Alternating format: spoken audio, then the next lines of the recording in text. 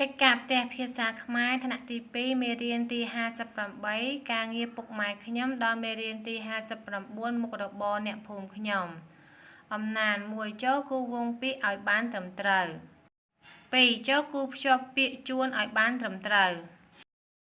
3ចូលជ្រើសរើសពាក្យផ្ទុយឲ្យបានត្រឹមត្រូវដោយគូសញ្ញាគ្រាក្នុងប្រអប់4ចូលគូភ្ជាប់រូបភាពទៅនឹងពាក្យកន្សោមពាក្យខាងក្រោមឲ្យបានត្រឹមត្រូវ5ចូលគូភ្ជាប់ពាក្យនិងន័យរបស់ពាក្យសំណេរ6ចូលរៀបពាក្យនិងកន្សោមពាក្យខាងក្រោមឲ្យបានជាល្បះត្រឹមត្រូវ